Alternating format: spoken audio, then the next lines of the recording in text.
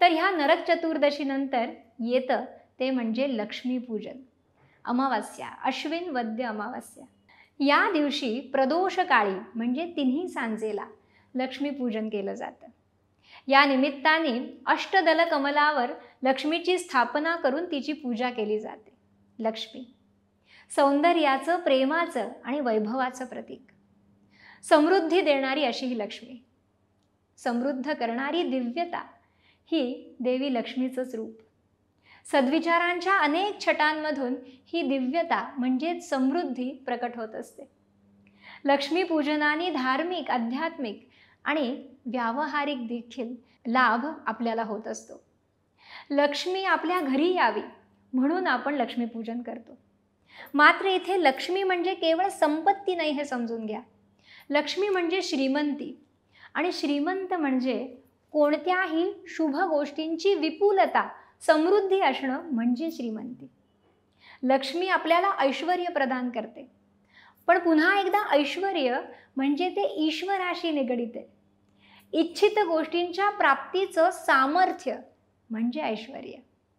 मग तुमची शुभ इच्छा जी काही असेल, धनधान्य, सत्ता, संपत्ती, आयुष्य, आरोग्य, यश, प्रतिष्ठा, मान सन्मान किंवा लोकप्रियता, अशा सर्व गोष्टी तुम्हाला संपन्न करत असतात आणि तेच आपल्याला लक्ष्मी प्रदान करते.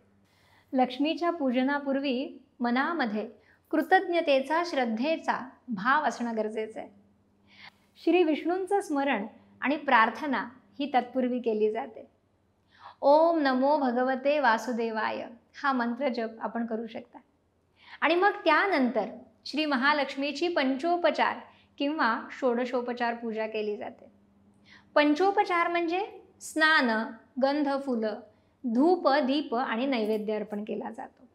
पण हेच षोडशोपचार पूजेमध्ये आवाहन करून त्याला आसन प्रदान केलं जातं, पाद्य, अर्घ्य, आचमन, स्नान घातलं जातं, वस्त्र, त्यानंतर गंध, फुलं, धूप, दीप, नैवेद्य दाखवला जातो.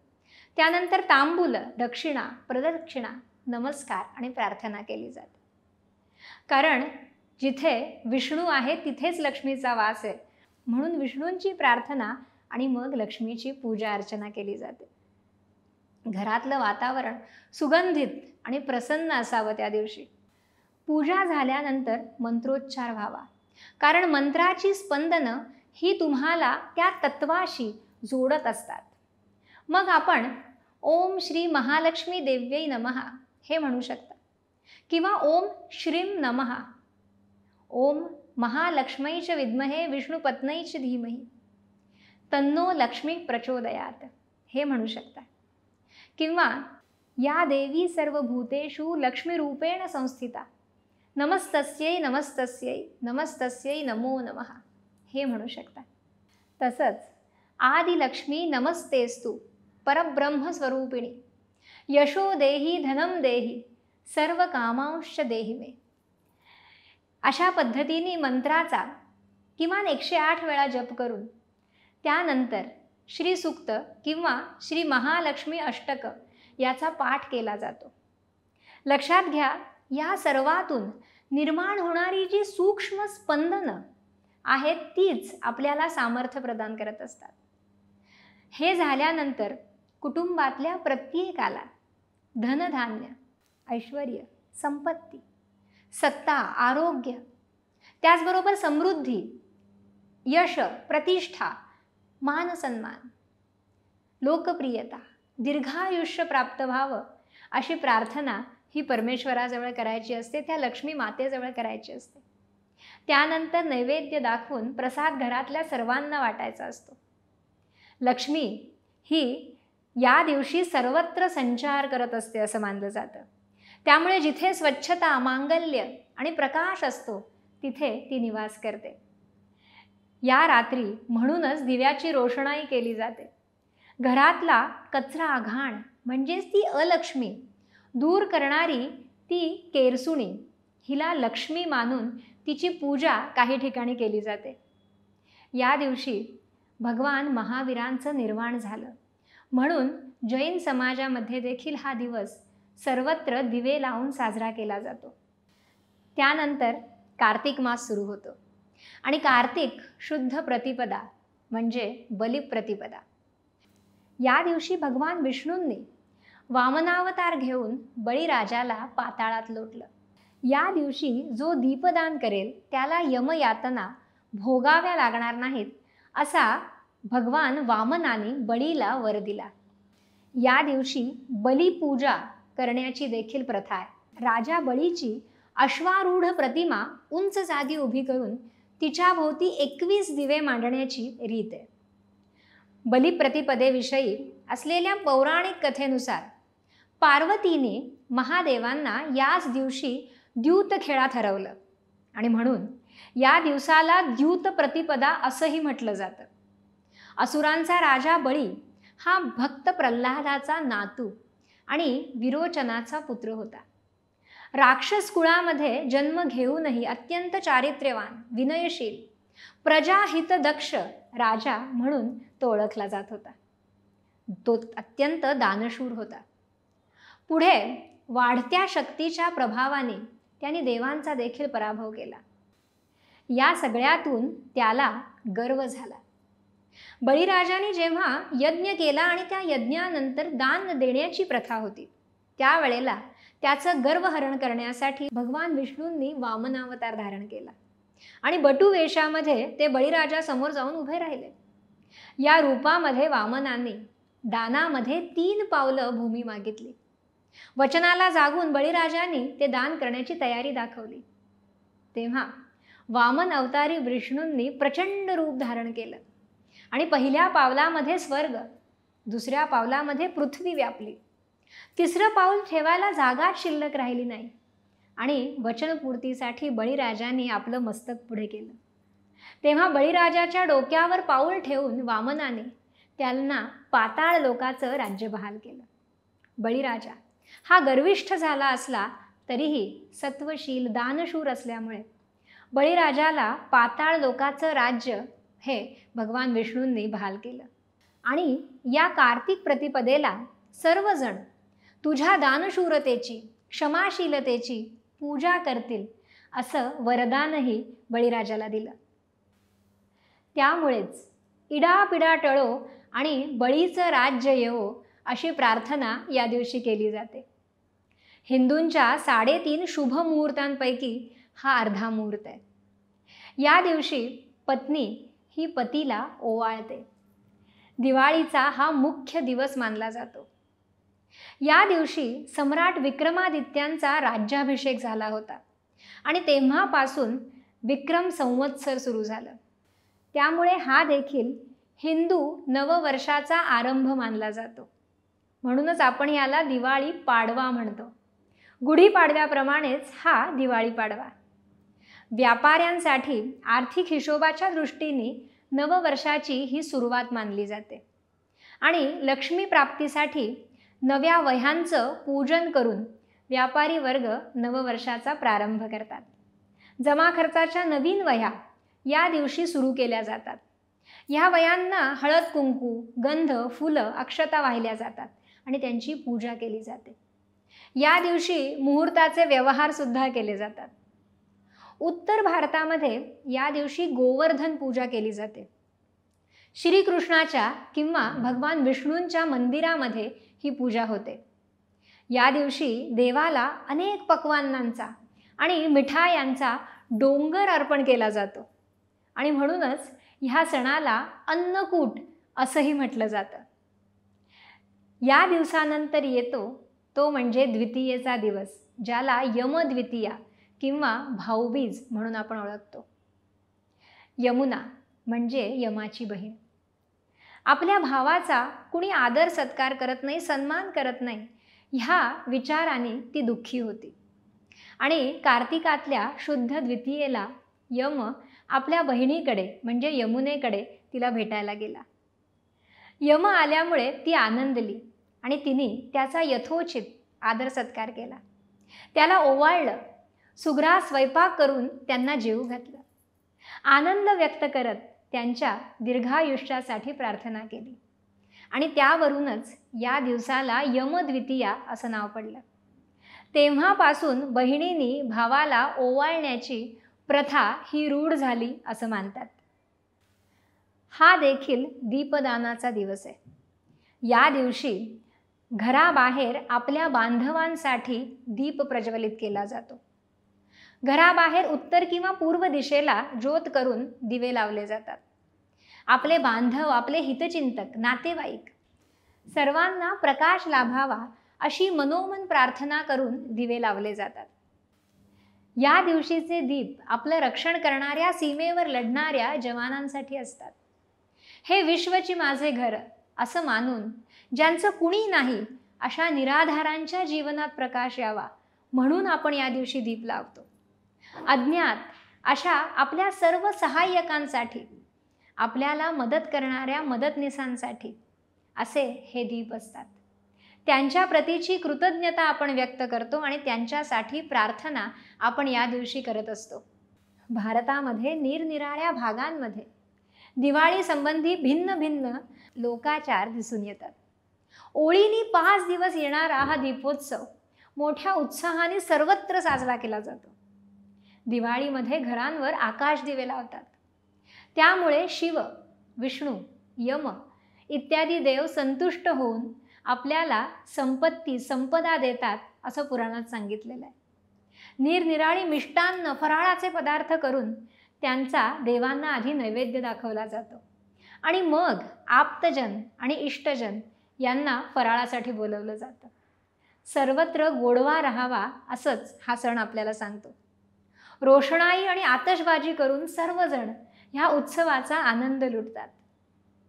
आता आपण जो आकाशदीप प्रज्वलित करतो याचाच अर्थ म्हणजे आकाशामध्ये लावलेला तो दिवा. हा आकाशदीप खरं तर आपल्या पूर्वजांसाठी आपण लावत असतो. घराच्या बाहेर एक उंच खांब पुरून त्यावर दोरीच्या साहाय्याने हा दिवा लावावा असं शास्त्र सांगतं. त्यालाच आकाश दिवा म्हटलं जातं.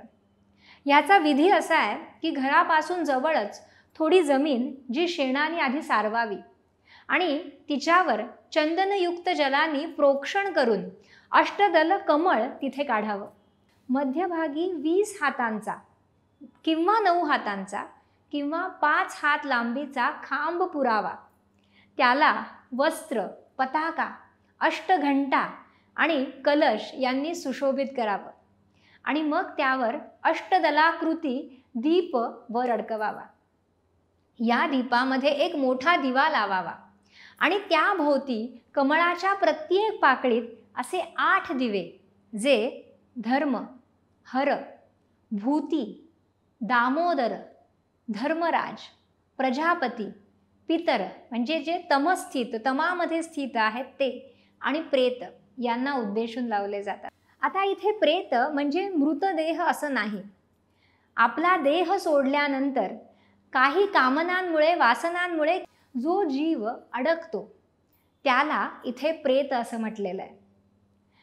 अशांसाठी हे अष्टदीप आपण प्रज्वलित करत असतो.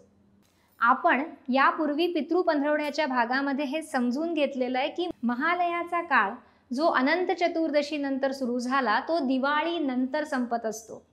त्यामुळे या काळामध्ये देखील पितर हे आपल्या सानिध्यात, आपल्या जवळ असतात. दिवाळीचा संपूर्ण काळ हा देवांचा आशीर्वाद घेण्यासाठी आणि आपल्या त्या पितरांचा आशीर्वाद मिळवण्यासाठीच असतो. त्यांना प्रकाशित करण्यासाठी, त्यांना सद्गती लाभावी म्हणून आपण हे दीपदान करत असतो.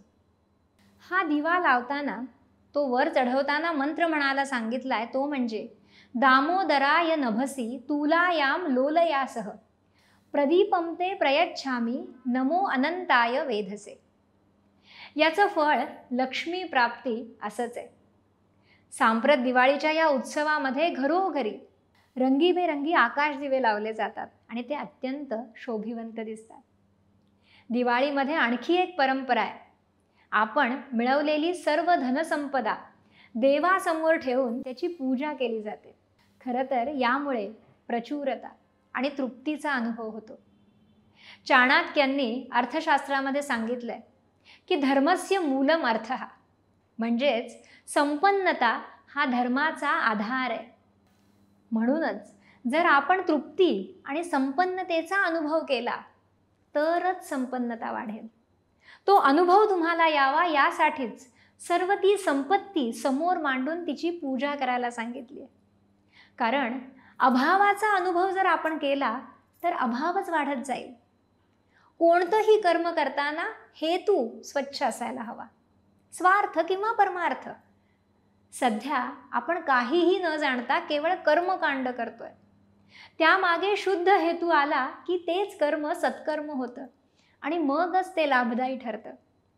त्यामुळे हे आपण समजून घेऊया आणि हे जाणून शुद्ध भावाने आपण हे कर्म हे सत्कर्म म्हणून करूया.